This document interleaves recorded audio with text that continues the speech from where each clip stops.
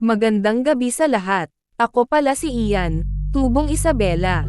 I-share ko lang po itong story ko nung elementary pa ako, hindi lang po kasi isang beses nangyari. Ayaw na ayaw kong nauutusang bumili paggabi, kasi bukod sa malayo yung tindahan may abandonadong talyer pa na mayroong sirang bahay at mga sasakyan tulad na lamang ng kotse, van, at ambulance at wala pang malapit na kabahayan kaya naman madilim at liwanag lang ng buwan yung magsisilbi mong ilaw. Kaya naman kapag pinapabili ako hindi ko maiwasang hindi tumakbo pag natatapat ako sa may talyer. 9 PM nang pabilihin ako ng kape ni nanay.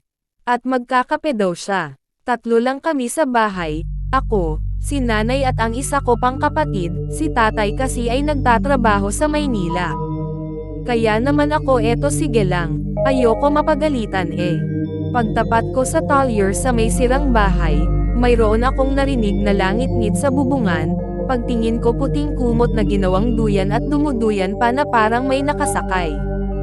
Kitang-kita ko yung kumot dahil bukod sa sira-sira na ang bahay naiilawan pa ng liwanag ng buwan yung loob niya. Dali-dali akong tumakbo papuntang tindahan para makauwi agad. Pagkabili ay tumatakbo pa rin ako papauwi.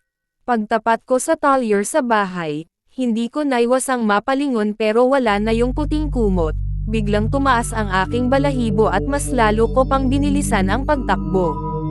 Pagkauwi ko sa bahay ay sinabi ko kay nanay, kung anong nakita ko pero sabi niya ay tinatakot ko lang daw ang sarili ko, kaya naman dumiretso na ako sa higaan at natulog. After 1 week wala na akong nakita pa doon, kaya naman akala ko ay guni-guni ko lamang iyon. Ngunit 8 PM nang manghingi ako ng pambili ng toothpaste kay nanay, nang papalapit ako sa may talyer, sa van may naaninag akong ilaw mula sa loob. Paglapit ko ay isang puting damit na parang gustong lumabas mula sa van kaya naman kumari-past agad ako ng takbo papuntang tindahan. Pagbalik ko nagliliwanag pa rin ang loob ng van, pero wala na ang puting damit kaya naman minabuti kong wag na itong pansinin at tumakbo na lang papauwi. After almost 1 week hindi na muling naulit pa kaya naman akala ko ay tapos na.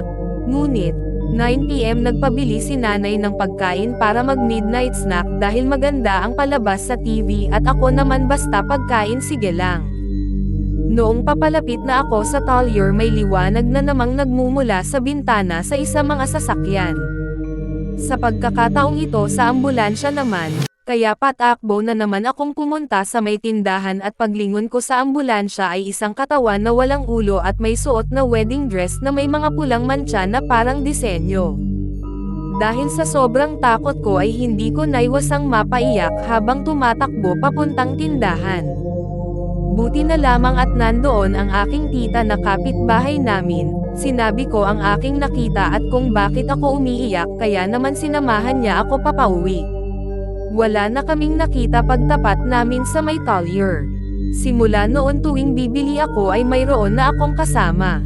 Ngunit hindi pa rin naalis sa akin na mangilabot kapag dadaan sa may talyer. Sa paglipas ng panahon ay may naninirahan na sa abandonadong talyer at ipinaalis na rin ang mga sasakyan doon, nadagdagan na rin ang mga kabahayan. Ngunit ang bakas ng takot ay hindi kailanman malilimutan.